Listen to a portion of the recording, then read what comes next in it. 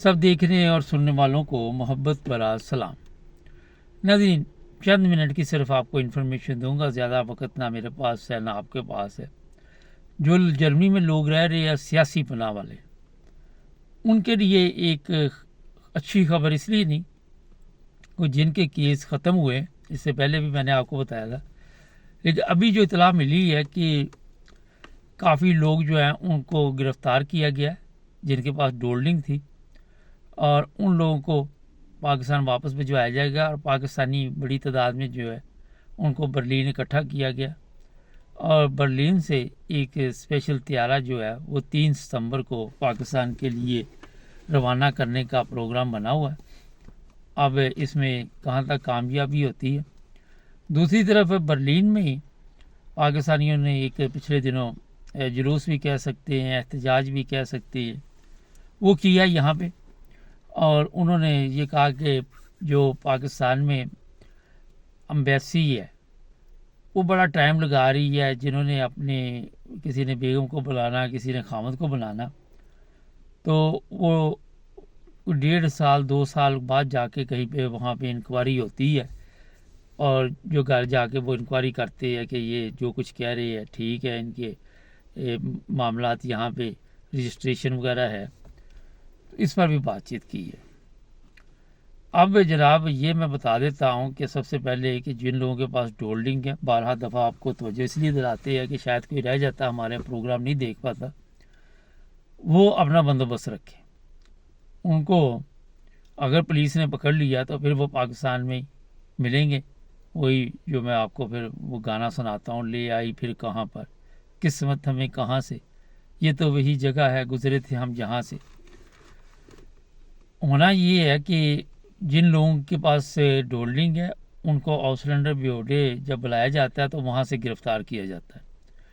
सुबह सुबह पुलिस जो है वो घरों में से आके भी गिरफ़्तार करती है, और उनको फिर एक जगह इकट्ठा करना होता है। तो वो आजकल जो इनको जगह मिली है वो है बर्लिन।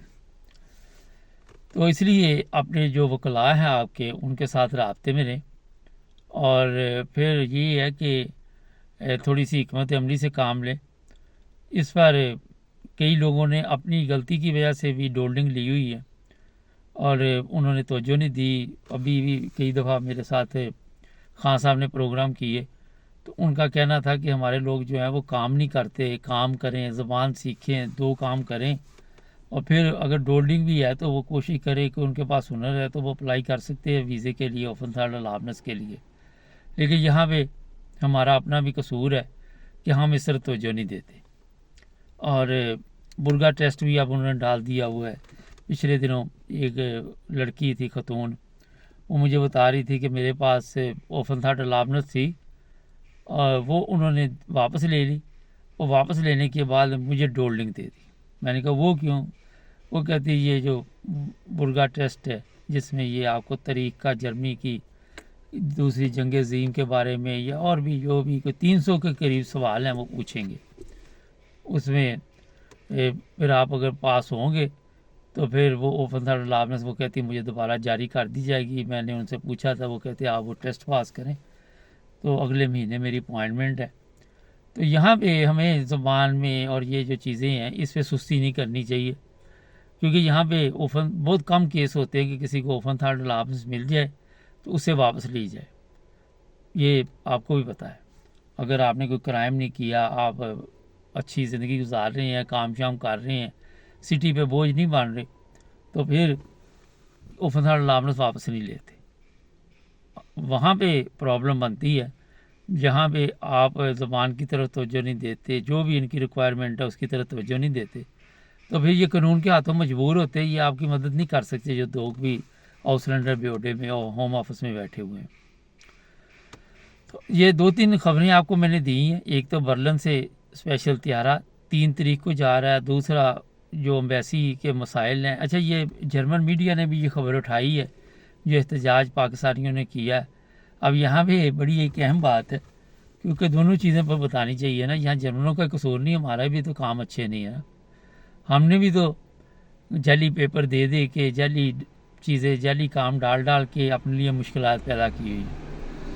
तो उसके बाद फिर ज़ाहिर है इन्होंने भी अपने जो भी इनके लिए मुल्क के लिए अच्छा होता है वो सोचते, जैसे आप इनफरादी तौर पे अपनी तरफ से थे सोच रहे होते कि मेरे लिए क्या अच्छा है और काम जाली कर रहे होते, तो ये असली काम करते हैं कि हमारे मुल्क के लिए क्या अच्छा है। पाकिस्तानी कौम तो हर चीज़ में 2 नंबरी में इतनी मशहूर हो चुकी है कि मेरा ख्याल है उसमें अब मैं क्या कहूँ, आपको भी पता है, सबको पता है। कोई भी फ्रॉड हो, कोई भी चीज़ हो, ये पिछले दिनों स्पेन में मैंने खबर दी थी, जाली नोट प्रोग्राम पाकिस्तानी पकड़े गए। स्पेन में वो सामान चोरी पाकिस्तानी पकड़े गए, और भी कई कारनामे हैं। अगर ये गिनवाना जाऊँ तो मेरा ख्याल है कि कई दिन का प्रोग्राम चाहिए।